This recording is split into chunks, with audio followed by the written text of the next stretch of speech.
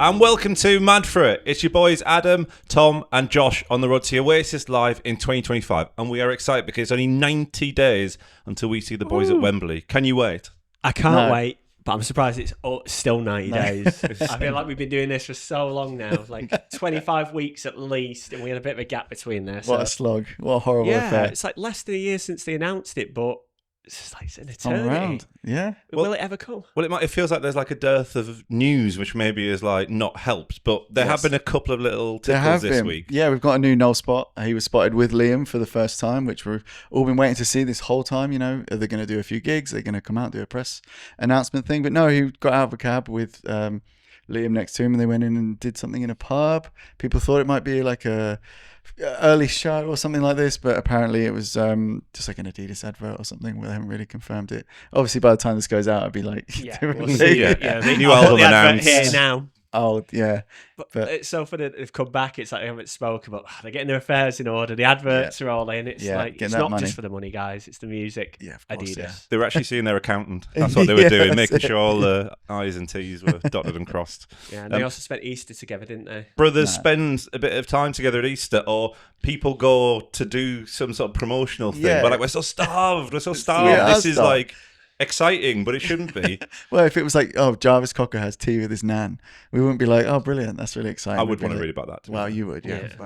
That's how we wrote the new album. Yeah, I bet, Like looking at these Gallagher brothers have probably seen more of each other than I've seen my own brothers in like ages and so. So it's like, well, they're an example. Times change, man. Families first. Well, yeah, I think that's it, isn't it? We've got nothing. Hopefully, they're going to start rehearsing soon. That's what I've heard. Rehearsal is about to begin. Yeah, I think he was on TalkSport again talking about Man City as he does every 5 minutes. He said about 3 weeks, so 3 weeks from 90 days is what? 21 days away from 90, which is what? Quick maths? 69 days. 69 days until they go on this massive tour, and that's when they're going to start rehearsing.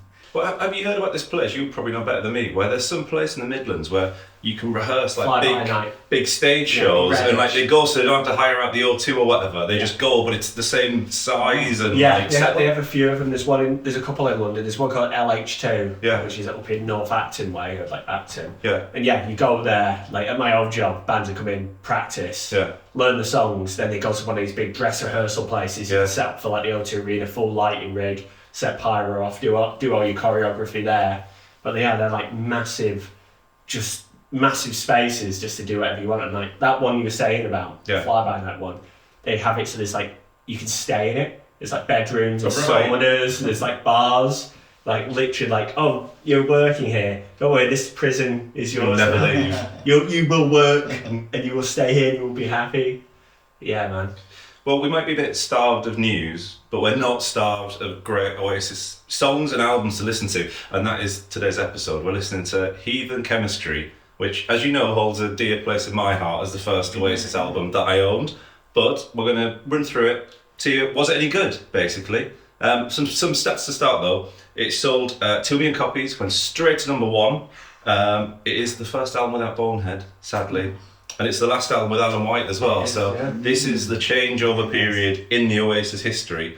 And another thing which is quite significant, which we touched on previously, but Noel's not writing that many of the songs on this album. He's delegating to Liam, but also to Gallagher and Andy Bell as well. So this is their first album with those lads. They came on the tour for Shoulders, and this is it. It's like they wrote a song each. Gallagher wrote one, Andy wrote one.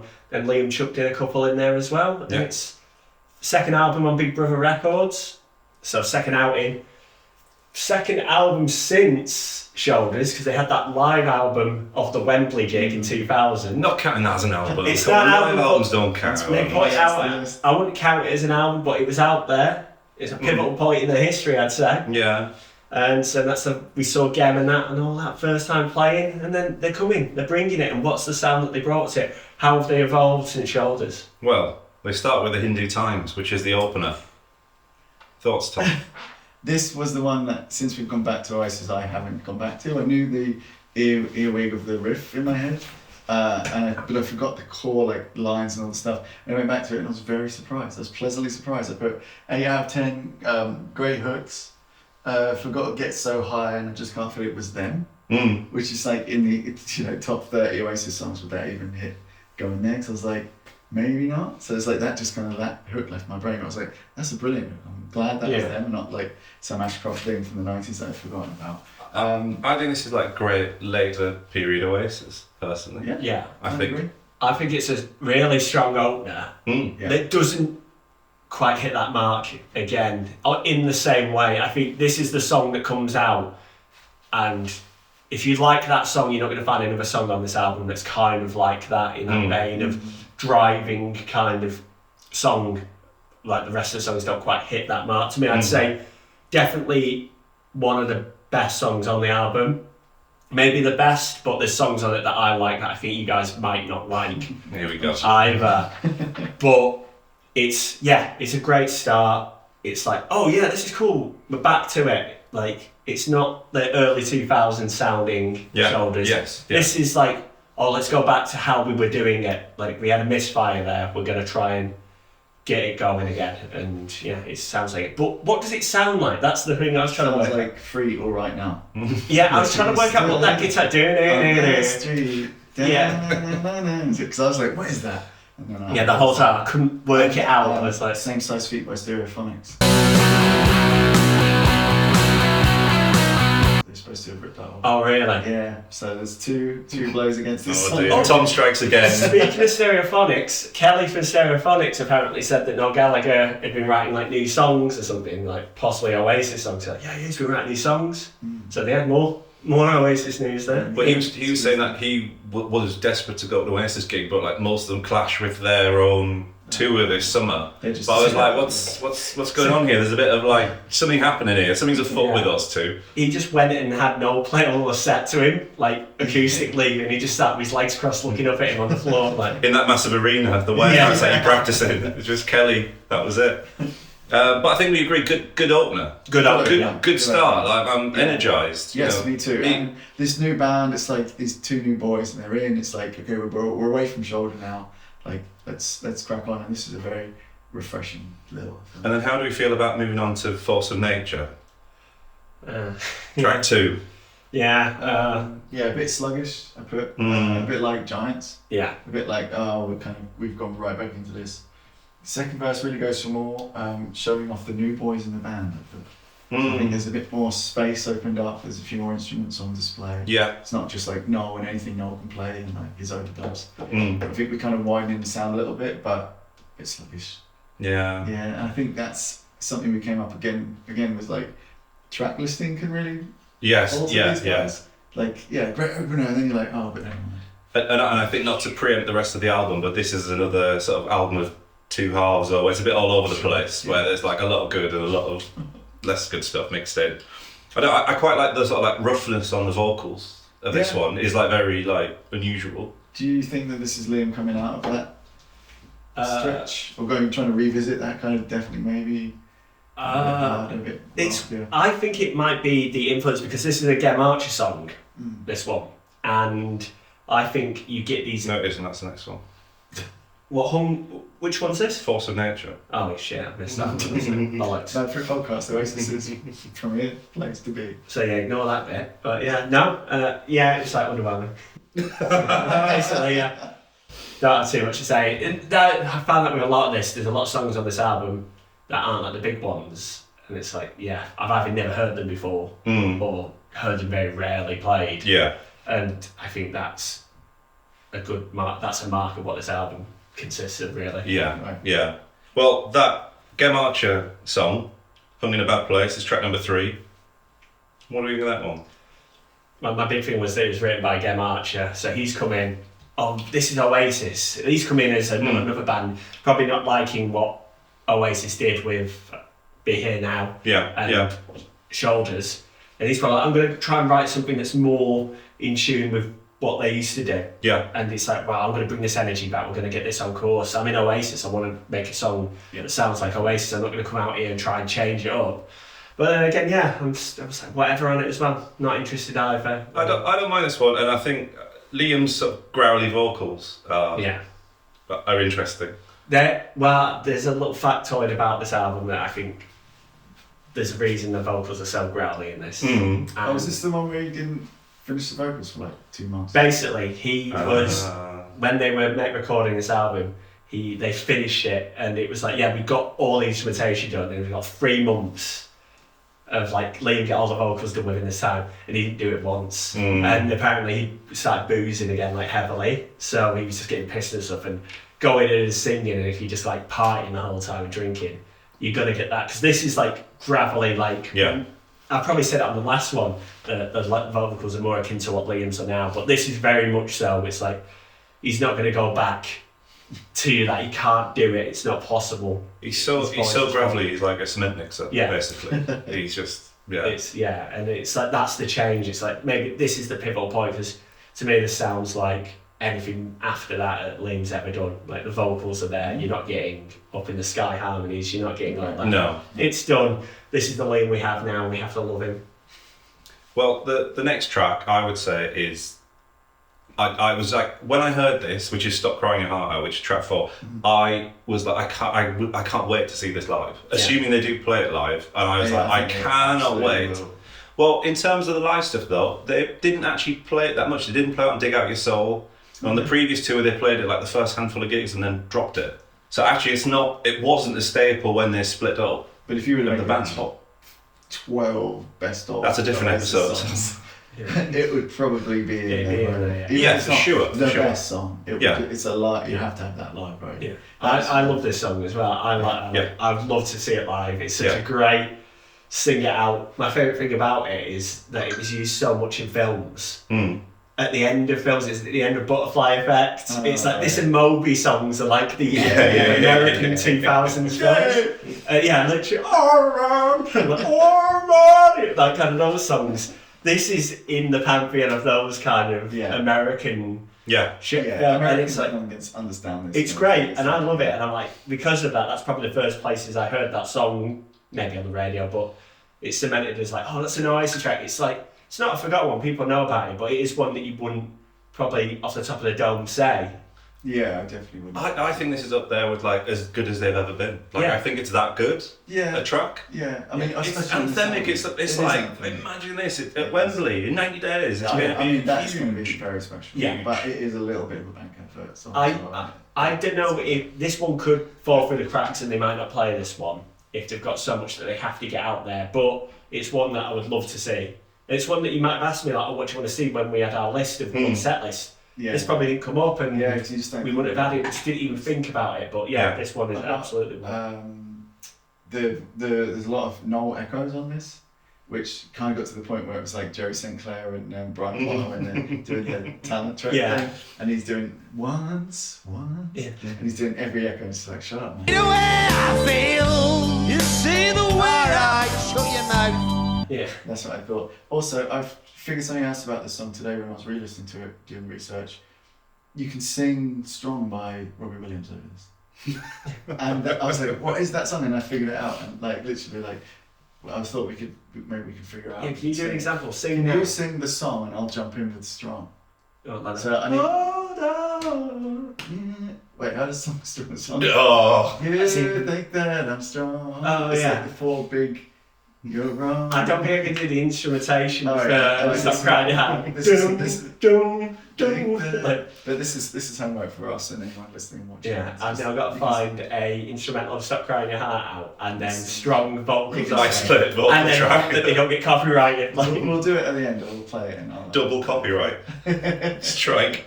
One other thing about this song before we move on is I really like the strings. When they're coming through, like maybe this is like more of the sort of new band member influence. It's sort of a bit wider. Yeah, it felt like big in a good way. It helps it feel like that anthem. Which I think is what Shoulders suffered from. It was a bit grey and Watch someone comment. It's like Shoulders is the album that has the most strings of any Oasis album ever had. So this isn't new. Well, they do use strings at other times, but in this one it works a treat, and it is like nicely understated and just elevates everything else about the track. I think it's brilliant. It does have an elegance to it. That's right. Yeah. And it's going to be big this summer. It's going to be the song. It would be interesting to hear him sing that now and see what his voice is like as a 50-something-year-old bloke. Yeah, because even that bit is still, I don't think you hit that now. Like I think that was gone by the wayside, lads. But I've also seen him perform like live, where he just takes the register down. He just doesn't like hold on, like he doesn't. Maybe you'll get everyone else to sing it to start it off. Yeah, the old. Yeah. Yeah. But yeah, I'm so excited to see that one live. And surely they're going to play it live. I know I said that they dropped it from previous tours, but No, to me that's got to be like first name on the team that'll sheet. push out Acquiesce and Slide Away in those like deeper, thicker cuts. Like, Yeah. in favour of just like happiness for everyone, rather than like legendary tunes. Yeah. These are Legendary tunes. hits. Well, another one, will they play this, is the next track, Songbird. No, they won't play this. I don't think they'll play Songbird. I think they might play Songbird, you know? It's too small in its scope. I think you need Stop Playing Your Heart Out because that's a stadium filler. Yeah, It's yeah. a great track, but it's not. I mean, I'd love to hear it, don't get me wrong, but I think, again, if we're really having to be really diligent about that 1 hour 30, what have you got? I think that one. But it's quite short though, isn't it? 51. So actually it's Yeah. ideal. Good. Then we just, I don't know. My only thoughts on this was there's a clap in it that's really annoying. Oh, well, I have thought about clapping in a later song as well. So maybe this is like the hand clap I thought album. this is Noel trying to throw Liam off. Oh, right. Like, Liam's doing this great song and he's just going, and it's really annoying, but great song. Don't get me wrong. It's Thoughts, Josh? It's a song that I never really liked, but the more I've listened to it, because we've listened to it a fair few times in different episodes, it rolls on me every time. It's fine, it's short, I don't mind it. I think if they were to play it live, it would be in like a 3-song bit where everything gets stripped down, because it's just going to be Noel and Liam on stage at that point for that. So we need to work out how they do that. Is they've got to play 3 songs that really bring it down. So they played that, then maybe Liam would leave stage, or Liam would come on after Noel's finished doing 2 songs. So it's half the world away. Yeah. Could play that's acoustic, and then you bring Liam out to do Songbird, then all the band come in and you finish off what you were doing, you break it down in a small acoustic. I see what you mean, but I think Half the World Away is just so much more monumental than something. It is. Just to have that after that would be a bit like... It's just thinking of that kind of thing of how you would do it live, because you can't just have everyone just leave for one song. You'd have to have this stripped down acoustic section. Noel goes on to like a little B stage just on the edge, just him and his guitar, and then... Yeah. What if they just did it full band but kind of condensed quietly and kind of...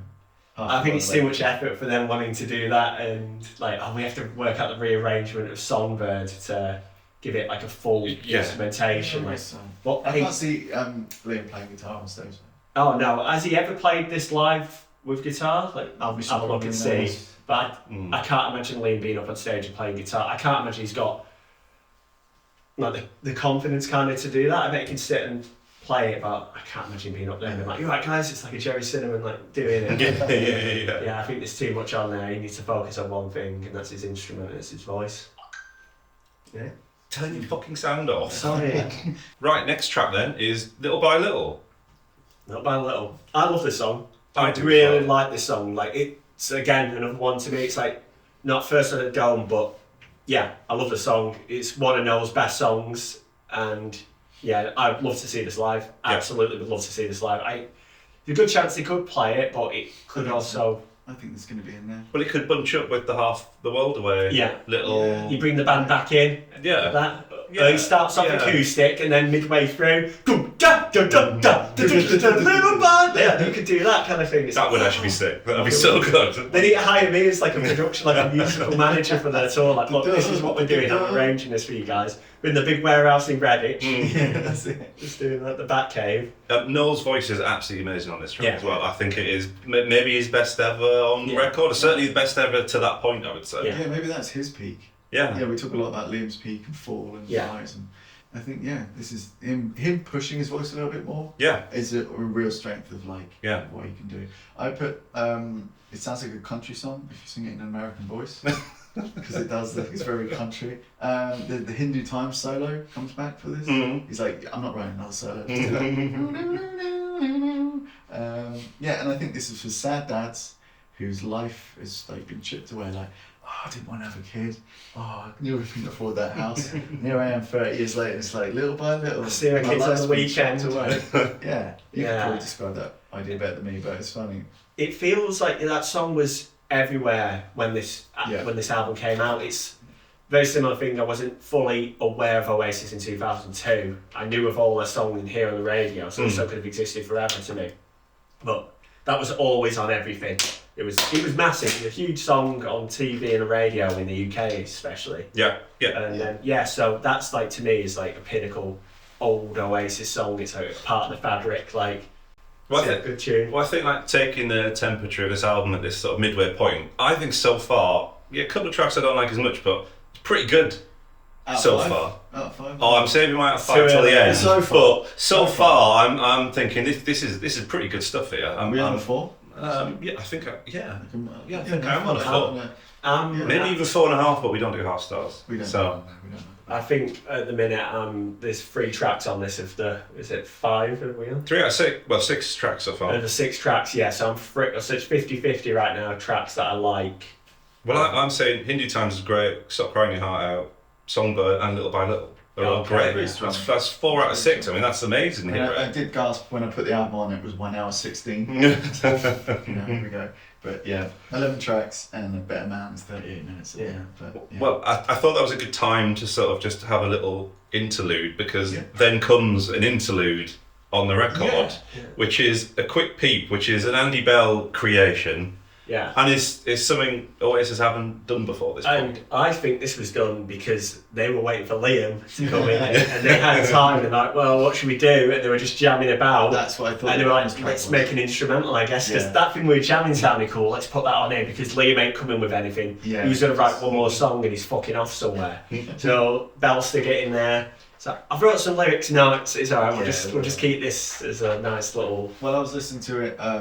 Obviously just with my headphones and not looking at the track list and anything, just like working away or whatever, and just hearing it come in and being like, oh, okay, right, I'm into this, where's it going to go? And then when it stopped, I was like, oh, like you really just cut your own Yes. there. It's like, a shorty, isn't it? Yeah, and I was kind of I was like feeling this, I was like, well, if this is where the album's going to go for the next 5 tracks, we could be in for a bit of a winner. But And I think that was then the problem, that I really liked that like interlude, and then afterwards I'm like, oh right, hang on, you've had a 1 minute 40-second build-up track to then go into this. Yeah. Like probably all in the mind, which is not great, is it? Good flow. It's got Tomorrow Never Knows rhythm, like half the songs they do going forward. Maybe I just like Tomorrow Never Knows, and that's why I like this song. Because it sounds like Tomorrow. But yeah, good flow. Yeah.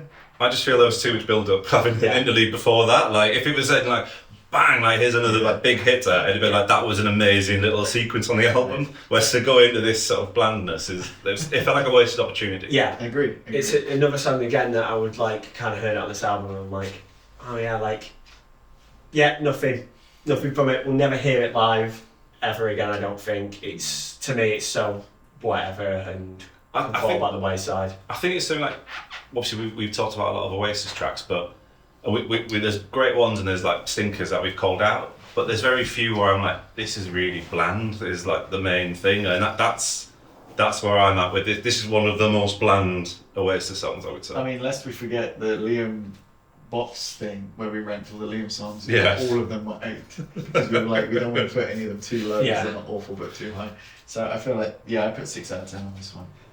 Probably because of the rhythm. Saying this though, we're like, oh, we don't like this song, but this song probably means something to someone. There's a lot of people who comment on songs that we say aren't very good, and they're like, no, this is a great song. The main example they always say is like, you've got to hear it live, and it's like, yeah, that's true though. We're never going to hear this live, are we? I believe that there's a truth to that, but also as a song, you can only rate it. It's on an album to be consumed and enjoyed, and if it isn't going to work, but there'll be people like, no, this is a great track and you're too harsh on it, and fair play to you. It clearly knows lyrics and the instrumentation has meaning to people.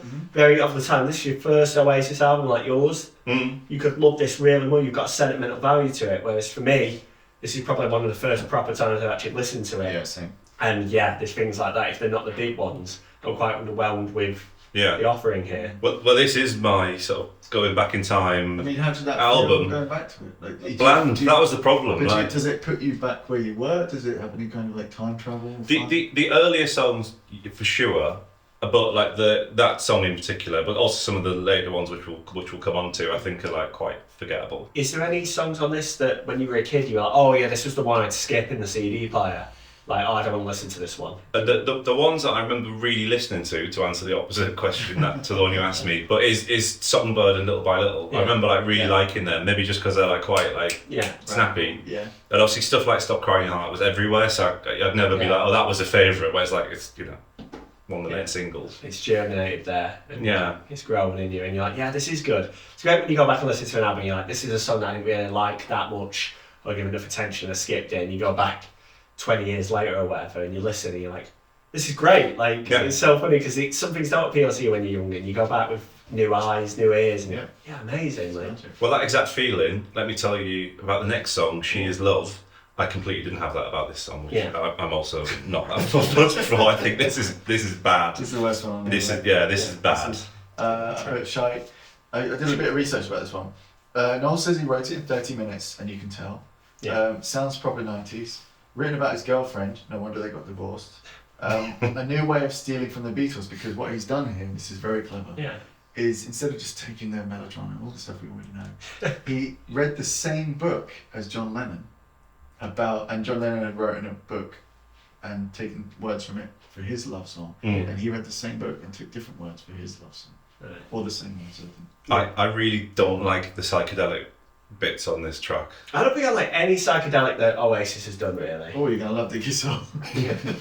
But it just feels like really like dumped on this track, and like maybe he thought, oh, 'cause I read a book, like I need to do it, but it just doesn't work at all for me. And it makes the whole song, it feels like it doesn't even belong on this album. It's like such a weird direction to go on, like track 9. Do you remember when he did that on Giant though, and it was like a bunch of Liam songs, and then when Noel's voice came in for those 2 songs, it felt very fresh to the ear because you kind of worked. It'd been 20 minutes leading up to that. But I feel like this, obviously Noel's song in this album before this song, but it didn't have that same power of like, oh, Noel's here, we're getting it done. Yeah. And this is the song where I hate the hand clapping as well. That's on it. I absolutely hate it. Track 10 then, getting towards the end of the album now, is Born on a Different Cloud, which we've discussed previously. Yeah. And that's a Liam written song, isn't this it? is a Liam. This is the worst one on the album. Liam song. No, you're so wrong. 3 out of 10. Too sluggish. How many times can you sing the title? That's what I wrote. A lot is the answer. Yeah. It rightfully ended up on that Reddit list of the worst songs. Yeah.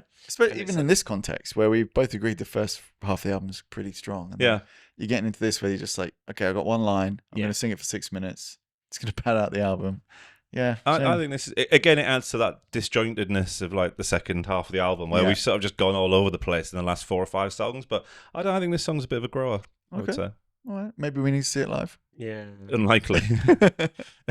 The chance of any of like these end of the album songs getting played live, they'd have to like lose the rights to perform the top 90% of their back catalogue for these to get a look in. You want to go for a drink. Unimpressed with the song, don't care about it. Even to the point where I've heard this a few times and I'm only going to listen to it once just to jog my memory. But hasn't grown on me. You can just listen to 30 seconds and then just remember that 8 times over. Like, that's fine. We're done with that. Liam, you tried. You kind of did you well try? with Songbird. Do you think he really tried? No, I don't think so, because he was pissed and dragging his feet. He was like, go on, wash the dishes. No, I don't want to write the songs. No. But yeah, so fuck that song. And oh, right, okay. Well, I think I'm on my own on that one, aren't I? And then to track 11 to wrap the album up, Better Man. Hey, why? I don't know if we picked up on this before, did we? We haven't discussed like the monkey. We discussed it on a previous episode, because I was like, I didn't even realise it was a track, and then I was like, oh, fucking, there's a Robbie Williams song called Better Man. It's an Oasis song. So clearly he's taken that. We're so on the ball, we just didn't mention it at all in the Better Man episode. So it's weird, like it's fine. I've heard it enough, and it's okay. But there's some, it annoys me a bit. Just the guitar-y kind of thing and how he sings. It's irritating for some reason to me. It's like an Ian Brown kind of thing. Which I kind of made a note to say that I'm surprised they don't do more of that stuff. Like just get a tribal beat going, get something funky, and just kind of do this, kind of whisper. I'm surprised they hadn't made a whole career out of that. Obviously, coming from like Stone Roses fans. And stuff. So yeah, I mean. Something different, but not all that surprising. Ending with a whimper, the album, I think, a little bit there. Absolutely. You're not going out on a high note. No. Absolutely. I'd say.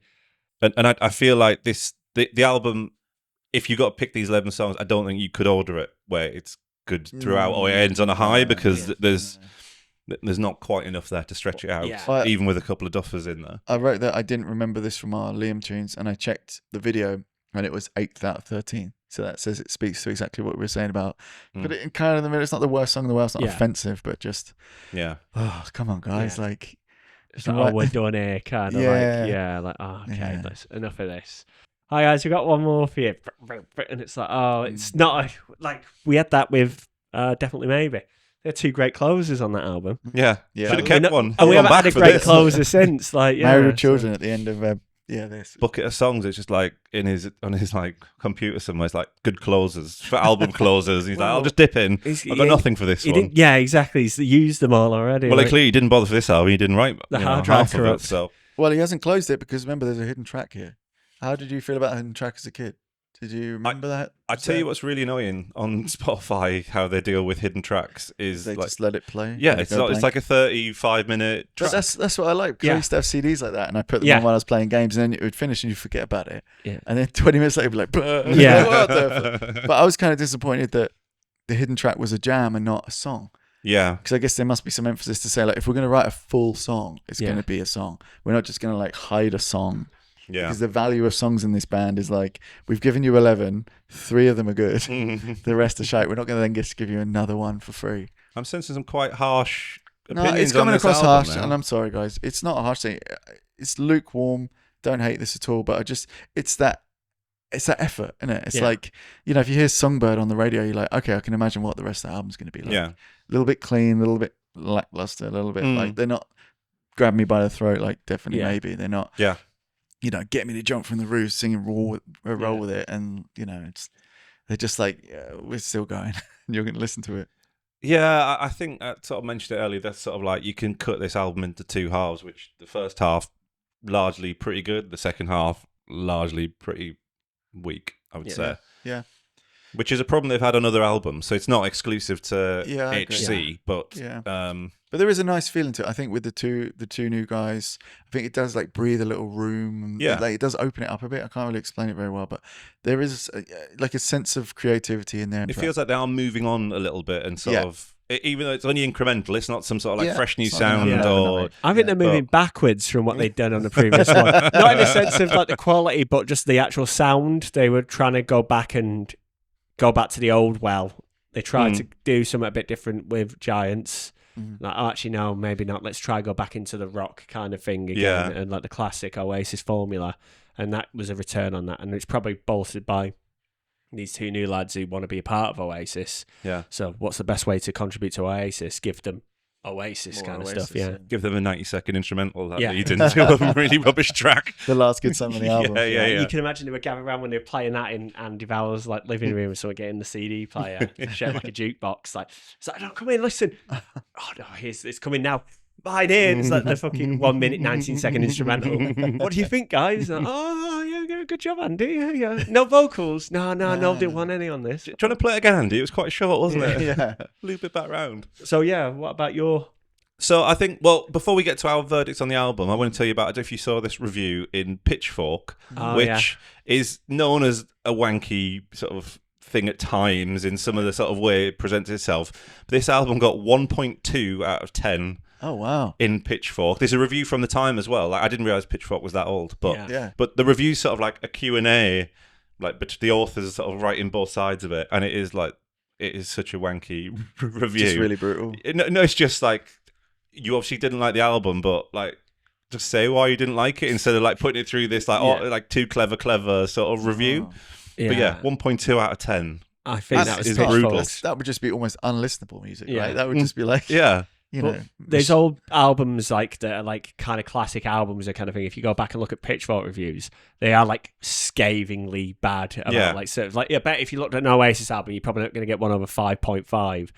And it's like, it was written from a time of kind of snobbery back in the day. It's like albums like, oh, actually, this is wank. It's considered a classic album now, but they were like 1.2. It's like rubbish. Like, they're not. Also, that can be good press for an album. Like, like, nobody would have known what Pitchfork was in the Oasis UK in need some 2002. scrappy It's little probably like website. a blog at the time. Like, it's like we say about NME, where they don't have the guts to like scour anything anymore because everyone has to be 4 out of 5.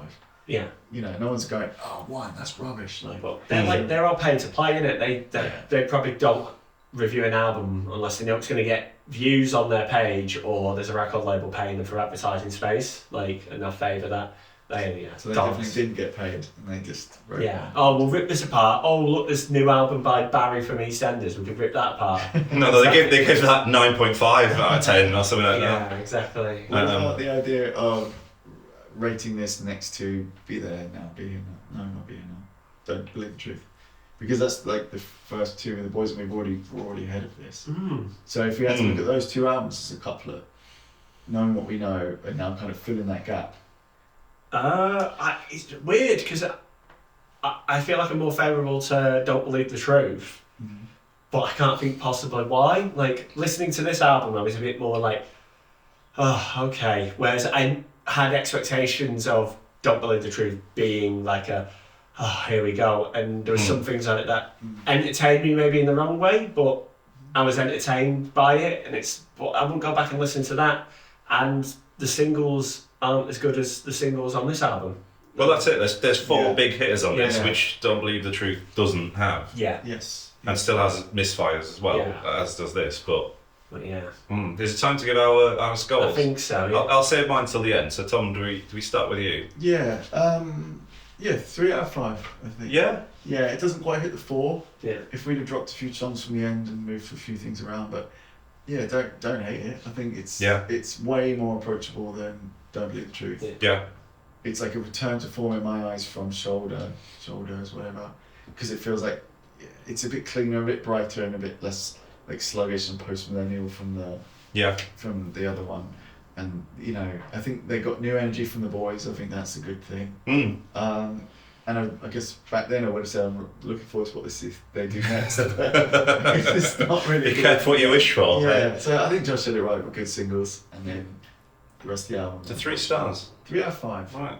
Josh? I'd say 2.5. So we don't do halves. Alright, we don't 2 do stars halves. then, because Oh. Hindi Times is good, it's not great. Little by Little's great, so that's 1 of the stars. And then It's 1 star. Stop Crying Your Heart Out is great. Sunbird. Whatever. It's alright. Like, not enough to bolster up to 3 stars if I was doing my 2.5. But, I mean, those are the 2 songs that I'll go back to. And other than that, I have no interest in really listening to this album again. I don't care to hear any other song that was on it. Don't really care to hear Hindi Times all that much. There's better songs that they could play. If there's a song on this that I'd be like, oh, yeah, this could be played live and I'd appreciate it over another song, which this doesn't have. And those 2 songs on it, Look by Little and Stop Crying Your Heart Out, 2 songs I'd like to hear. They might not play them, but if I heard them, I'd be very excited to hear them. Yeah. And that's all the album's got for me, I'm afraid. It's funny listening to your 2 reviews because yours made me like the album more and yours made me like it less. Literally like the devil and the angel on the shoulders. Not always a visible one. So what did you glean then? I think, again, album of 2 halves, and I think the start is actually really good and the end is a bit of a miss. And if we did do half stars, I probably would have given it 3.5, but we don't. And I just can't justify giving it 4 stars. Yeah. It's just not there. If we did it out of 10, it'd be a 7 out of 10, but we don't do that, and I think I can't give it that 4th star. First half, really good. Second half, dragged it down to a 3, I'm afraid. 3 out of 5 for me. So what we're looking at, is that 3 overall? I think so. Yeah, so 3-star album on average. Yeah. Well, we like it more than Pitchfork do. And actually, I got one more fact. This is Liam's least favourite album. That's the exact. I was about to in 2017, Liam said it was his least favourite album. Least favourite. That is. But that's because he didn't like the recording of it. He was just all over the shop. That's where that comes from, that surely. doesn't speak to the work, though, does it? That doesn't speak to the songs. What work? He wasn't even there when they were doing most of it. Well, how can he like it the least? He did the least. It must be his favourite because he did them. Well, he probably got more royalties because he wrote some of them as well. He should like it the most. I've got a couple other facts. The fact that Hindi Times, I think it was Noel, saw that on a guy's t-shirt when he's doing they were doing a GQ guitarist thing, and I think a guy who was working on set had that. Yeah. And Liam got the Heathen Chemistry title from, I think he was somewhere in Spain, and he saw a guy with, and it's like I've got the exact thing here. I bet I haven't because I forgot to fucking paste it. But like, it's the same kind of thing. that he saw a guy on holiday in Spain and he had something like Apprentice of a Heathen Chemist on his t-shirt. So there's two elements of this album that were based off seeing a guy's t-shirt and being like, oh, that's good that. It's like, oh. Even that was ripped off. Yeah. Yeah, so an album inspired by logos on t-shirts. Wow. So the next album's going to be called Adidas then? Yeah, exactly, yeah. That is it for today's Mad For It. Yeah, thank you very much for joining us. We are really on the countdown towards Wembley now, so we'd love it if you could join us on social media. All our channels are on the screen or in the description. If you're listening on Spotify, remember you can listen to all our episodes on there as well. Thanks for watching, and we'll be back next week. Mad for it.